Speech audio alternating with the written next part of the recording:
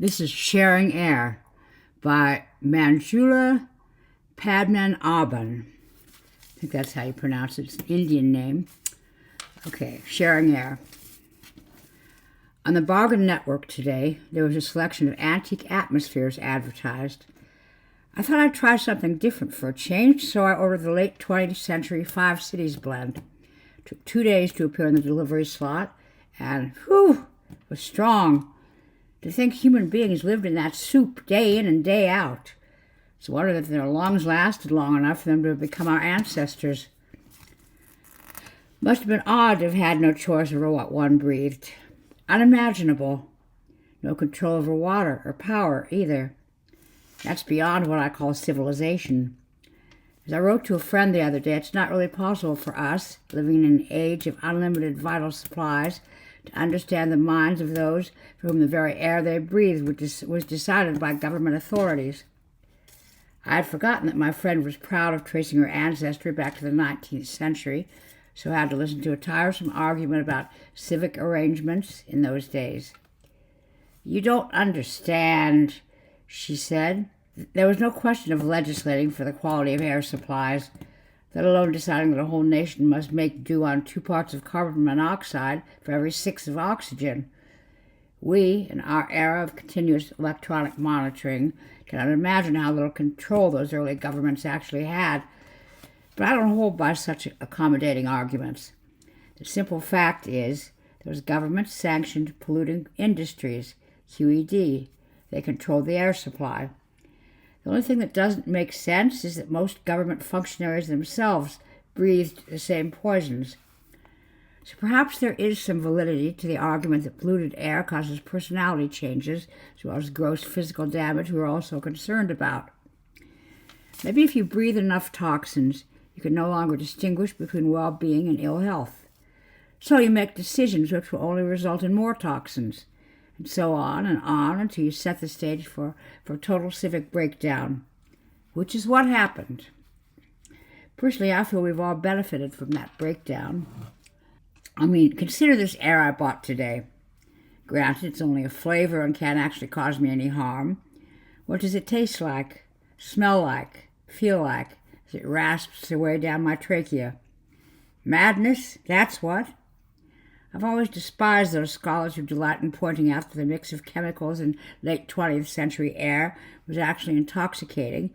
Most humans went about in an air-induced euphoria. They would succumb, say those scholars, to depression and delirium tremens if they were to be subjected to the airs we use today. If you ask me, I've always believed that those scholars are not only heretics to the modern ethic, but secret self-toxinators as well. In case you think this self-toxication is an alarmist fantasy, let me tell you it isn't. I myself know of a society which calls itself the Toxie Club, whose members speak of themselves as Toxies. They tried to get me to join. I attended one session and excused myself thereafter, claiming that I was born with congenital weak lung syndrome. The club was the idea of X, who had inherited an old cooling tower from his far-sighted grandfather, who had bought up decommissioned nuclear power stations cheap, then sold them for a galactic sum when decontamination technology was in place. X assured us the tower was not radioactive, but I wore my radiation suit anyway, passing it off as an old-fashioned fixation of mine. He had managed to seal the cooling tower so that it could be pumped full of air under pressure. Don't ask me how he had the money or contacts to have access to such resources. There are some people who can have their own way, even in our world. Anyway, whenever he can get enough of his fellow Toxies together, they get into that old cooling tower, seal all the airlocks, pump in the air, and zap it with chemicals. Sulfur, methane, tincture of titanium, freon, fly ash, construction dust, soot, you name it. And then, you may find this shocking, but I assure you it's true. It happens.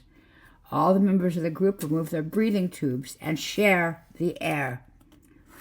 I can tell you it was a real skin-burning experience. At the time I accepted the invitation, I'd believed that we would at most take quick drags from a common cylinder of treated air. The other spent a good half hour convincing me that it was actually possible to survive with all the valves open on my face mask. This is what it was like, they said to me. The 20th century unplugged. Air-to-air communication, too. No radios, no sound processors. When I finally picked up the courage to take my first drag, I almost passed out. The air was so foul, so grainy, sooty, and dense. I choked and gagged. My eyes bulged. My skin poured with sweat. I had to take long, deep drafts from a handheld aerosol kit for at least 10 minutes before I could try again. And even then, I never got the hang of just breathing with my mouth gaping open in front of all those other people. Intoxication? Forget it. I mean, it's true there was a mild drowsy something I felt, right at the edge of consciousness. I wouldn't call it intoxication. More like bleary with a touch of pleasurable panic. Like when you're in a simulator and there's a meteor flaming down towards your tiny vulnerable space shuttle or something. I was too damn conscious all the time of what we were doing. The sheer mindless risk of it all. The fact that at any moment we might be found out. But the other toxies weren't worried. It was amazing. They were talking to each other across bare air as if they'd been doing it all their lives. And our host began to take his face mask off completely. That's when I had to look away.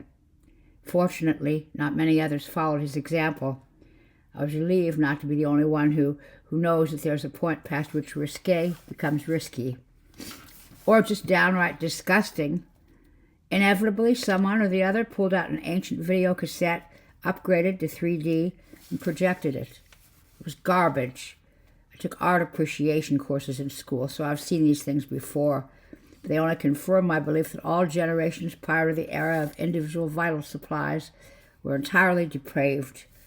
They breathed one another's air, for goodness sake, recycling all their airborne germs, their waste products, their cast-off bronchial cells, every kind of organic junk. Water was delivered via miles of unsterilized piping from distant sources, sometimes even just up from the polluted earth itself.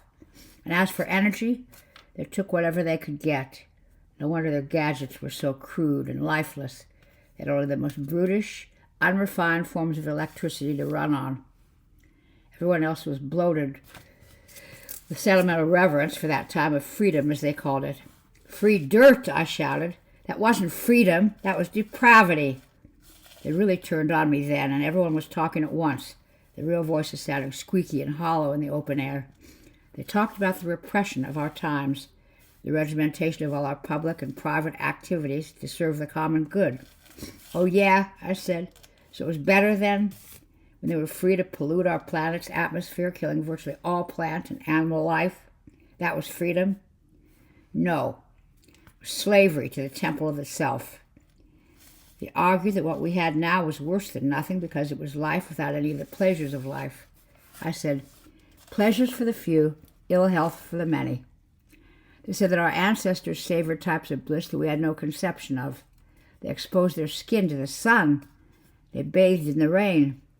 They had natural reproduction, no incubators, no fertility drugs. Selfish, I screamed. Maybe the air had gone to my head after all. I lost all inhibition. They were spoilt. They were weak. Then one person said, no, just suicidal. Our ancestors were manic depressives. It's been confirmed. Sharing air causes depression. They destroyed the ecosystem because they despised themselves. They wanted to save the universe from their own presence within it. Self-hate was their prime directive, not self-love. These remarks caused a profound silence to fall upon the company. Shortly after that, I left. Back in my life support unit, I thought about that wild and wasteful era as I tended my oxygen plant, arranged my protein capsules attractively for the day, played with my pet amoeba in the petri dish. I looked at the label on my 5 cities Atmo cylinder: Mexico City, New Delhi, Bombay, Bangkok, Cairo. The picture on the label was a simple hologram showing 1 trillion people in multi-D. Today we have less than 2 million, all concentrated in the few remaining areas where the atmosphere is thick enough that the stars don't show through during daylight. I don't care. I have my pick of fragrant airs. I own a brood of virtual children whom I share with other members of my thought group. With the mirror processor, I can travel to any dimension of my choice. The only thing I miss, or think I miss, and I've never seen any real ones, is trees, because they sound nice, friendly. If you come across a small one being sold, no matter what the price, do inform me. I'll keep it by my sleeping pad, stroke it gently through the night.